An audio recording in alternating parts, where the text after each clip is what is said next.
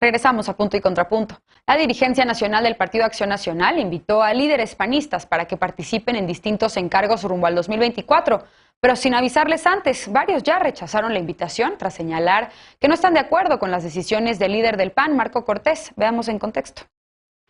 La semana pasada, la dirigencia del Partido Acción Nacional informó que invitaría a diferentes personajes a sumarse como delegados del Comité Ejecutivo y coordinadores territoriales en 2022, pero varios rechazaron la iniciativa. El senador Damián Cepeda, propuesto para ser coordinador político y territorial para la gubernatura de Quintana Roo, rechazó la invitación, señalando que no formará parte de un comité ejecutivo que no comparte. Cepeda señaló que sin diálogo previo, la dirigencia encabezada por Marco Cortés anunció estos cargos. Cortés fue reelecto para el cargo de presidente nacional de este partido el pasado 1 de octubre tras presentarse como candidato único. Dirige el partido desde 2018 y su reelección le permitirá encabezar el proceso para designar quién representará su partido en la contienda presidencial de 2024. El exdiputado Gerardo Priego, convocado para ser coordinador político y territorial para los diputados locales de Jalisco, también criticó la estrategia y la calificó como acciones de Maquiavelo para adolescentes. Durante el proceso de elección interna del PAN, Priego y la también exlegisladora Adriana Dávila presentaron impugnaciones tras rechazar la invitación a ser coordinadora política y territorial para la gubernatura de Hidalgo. Dávila señaló que fingir una convocatoria para trabajar unidos no era diálogo. El senador y ex dirigente nacional del PAN, Gustavo Madero, el ex gobernador de Querétaro, Francisco Domínguez, y el ex senador Roberto Gil Suart también rechazaron la convocatoria y cuestionaron a la actual dirigencia. La semana pasada, Cortés también anunció que invitará a expanistas a volver a integrarse a este partido. Ayer se reunió con quienes integran la Asociación Nacional de Gobernadores de Acción Nacional y pidió mantener la unidad para ser la alternativa en las próximas elecciones. Punto y contrapunto. Bien, empiezo este bloque contigo, Aurora, que formas parte del Partido Acción Nacional. ¿Qué decir de este rechazo por parte de varios legisladores y otras figuras panistas a la invitación que hizo el líder de su partido, Marco Cortés, para que se sumen al Comité Ejecutivo Nacional y coordinen también algunas elecciones a la gubernatura que vamos a ver el próximo año? ¿Qué decir sobre esto? ¿Hay divisiones al interior del partido? Pues más bien dicho, hay una serie de diferencias al interior y que son parte de un partido democrático como lo es Acción Nacional históricamente, donde hay voces que evidentemente pues van a tener discrepancia, puntos de vista distintos, pero al final de cuentas pues Acción Nacional siempre termina procesándolos de distinta manera, ¿no? Y eso ha sido parte de la historia del PAN desde su fundación hasta la actualidad. Y un ejemplo de eso es, por ejemplo, en los 60, 70, que hubo una gran diferencia al interior del partido y como producto de esas diferencias no se lanzó un candidato a la presidencia de la República, aunque no hubiera en ese entonces posibilidades electorales en ese sentido, pero habla justamente de esa posibilidad de que exista una diversidad de voces al interior, de que se puedan hacer críticas también a la autoridad, a cómo entiende cada uno de los militantes y de los actores políticos que forman parte de Acción Nacional y cómo entienden este liderazgo que debe haber en el partido y cómo se terminan procesando. Al final de cuentas creo que no es algo nuevo, ni tampoco va a ser la última vez que vayan a surgir este tipo de diferencias.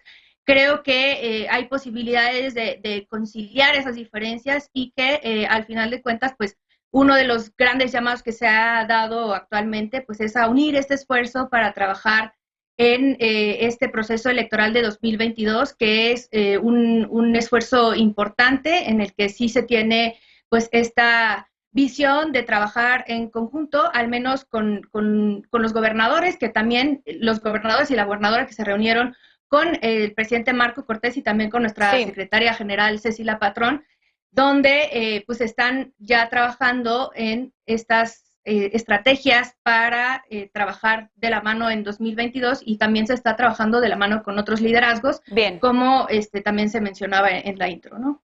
Alejandro, Aurora dice que son diferencias dentro de la vida democrática de un partido como es Partido Acción Nacional. Como lo son, pues también hay muchas diferencias en otros partidos políticos. ¿Es así? ¿Debería de haber, digamos, por otro lado, este tipo de desencuentros para nutrir el debate al interior de los partidos o hay una crisis interna al interior del Partido Acción Nacional? Fíjate que me acordé de un documental de José Waldenberg que se llama México, la historia de su democracia, y entrevistan a López Portillo, que fue el candidato solitario en los 70s. Y él dice, bueno, fui tan solitario que si mi mamá hubiera votado por mí, hubiera ganado la presidencia. Y es algo muy parecido lo que le pasa a Marco Cortés, que junto con Ricardo Anaya Ya van 2 veces que hay candidatos sin rivales en el Partido Acción Nacional, un partido que se caracterizaba efectivamente por tener mecanismos de democracia interna más desarrollados que el resto de los partidos, pero que en los últimos años pues ha perdido eso. Y la verdad es que yo agradezco muchísimo el trabajo que está haciendo Marco Cortés. Creo que está haciéndole un enorme bien a México, sobre todo torpedeando la viabilidad, la posibilidad del Partido Acción Nacional de ser un partido competitivo. En su propia voz, él piensa que en el próximo año electoral, pues solo se ganará y con trabajos Aguascalientes, y que 2024 ya se puede dar por perdida. Entonces, digamos que Marco Cortés se ha vuelto como involuntariamente el mayor garante de la continuidad de la Cuarta Transformación. Nada más dicho esto, creo que esta historia ya se ha visto. El PRD tiene un paralelismo es inquietante el paralelismo que tienen ambos partidos, y se trata de que una camarilla burocrática, pues sin contacto con las bases, se adueña de los espacios burocráticos, margina a los liderazgos verdaderamente representativos. Imagínense, en el PRD marginaron a López Obrador, al político más popular y con mayor arrastre electoral, prefirieron marginarlo para apoderarse del control burocrático y desde ahí volver al partido en un fin en sí mismo, en un modo de vida y no en un medio para generar programa político y después generar la acción de transformación. Entonces estas camarillas pues lo que hacen es adueñarse de los espacios y llevar al partido al desastre electoral. Eso lo vimos con el PRD, con Jesús Ortega, Jesús Zambrano y aliados, y ahora estamos viéndolo con sus nuevos aliados, que son Ricardo Anaya y Marco Cortés. La historia se repite, decía Marx una vez, como tragedia y en esta ocasión como farsa. Estefanía, ¿tú cómo lo ves? Efectivamente, ya hay varias diferencias por parte de legisladores, también panistas, legisladoras con el líder de su partido, que ya incluso han hecho que pues dejen la bancada del PAN para irse a la de Morena, como lo vimos recientemente en el Senado con una senadora. ¿Qué decir? Y también Judith, y olvidé su apellido, pero también se acaba de ir a Morena. También, ¿qué tan congruente es que panistas ahora estén ideológicamente en Morena? Bueno, no sé si Cecilia Márquez, mira, primero yo creería lo que nos viene a contar Aurora, si es que el PAN no hubiera ya lavado su ropa sucia afuera.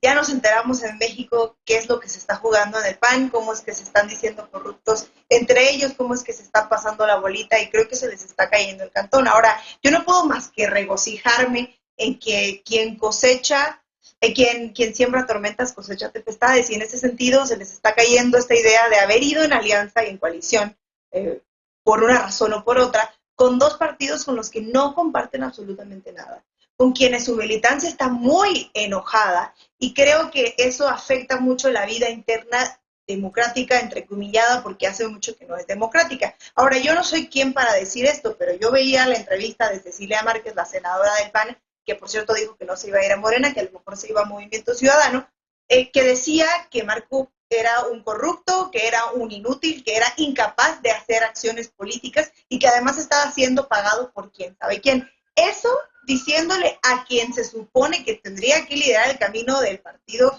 de la oposición, de la segunda fuerza política, entre comillas, porque perdió por mucho con el partido que gobierna hoy, o que es la mayoría.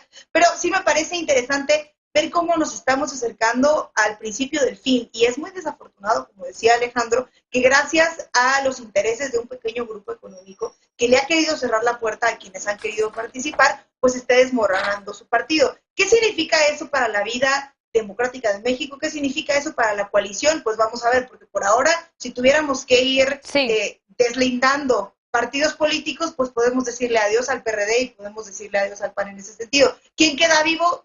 No lo sabemos, quizá puede ser por descarte el PRI, pero sí me parece muy divertido que esté pasando esto, y pobre Marco Cortés, le han de estar sumando los oídos porque está todo el PAN hablando de él. La senadora que yo decía es Judith Fabiola Vázquez, no es la misma que tú decías, que ella sí dijo que se iba a ir a la bancada de Morena. José Ignacio, ¿tú cómo ves las divisiones al interior del PAN? Había habido mucha crítica por parte de panistas y personas que querían formar parte de este partido por los límites que había para poder ser miembros, y ahora hay una campaña para readmitir incluso a expanistas y exmilitantes del PAN. ¿Qué decir sobre esto? Sí, a ver, yo sí creo que el PAN definitivamente está pasando por una crisis. Los partidos políticos en general están pasando por crisis. Las dirigencias de los partidos políticos claramente están pasando también por sus propias crisis. porque se convirtieron en máquinas electorales donde el que más votos mueva es el que gana. Y así han ido perdiendo la brújula ideológica los distintos partidos. Tanto que, por ejemplo, hay un ejemplo ahí, como vemos a Manuel Espino ahora, por ejemplo, en Morena. Vemos también los mismos problemas, las fracciones internas en la asignación de candidatos, y esto también lo podemos ver con Marco Cortés, pero también lo vemos internamente con Mario Delgado. Creo que el PAN no está exento de esto. Ahora, sí claramente está viviendo una crisis, claramente carece de un líder, y carece de un líder carismático, porque definitivamente no es nada carismático Marco Cortés. No supo el PAN volver a hacer oposición después de haber perdido la presidencia, y eso le ha perdido el rumbo que tuvo muchos años. Se ha mantenido Marco Cortés en acuerdos populares y ha olvidado a las bases. Creo que sus argumentos han sido muy vacíos, porque realmente su argumento es solo ser antimorena, y creo que ahí no se está presentando como una verdadera alternativa. Bien.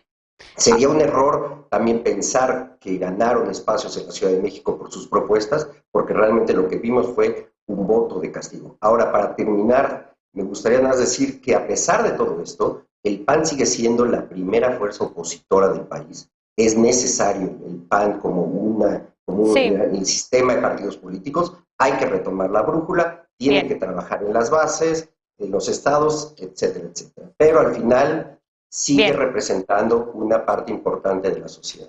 Tenemos que hacer una pausa, pero déjenme darle el contrapunto a Aurora, porque es la única del Partido Acción Nacional en la mesa. 30 segundos, Aurora, para ir a una pausa.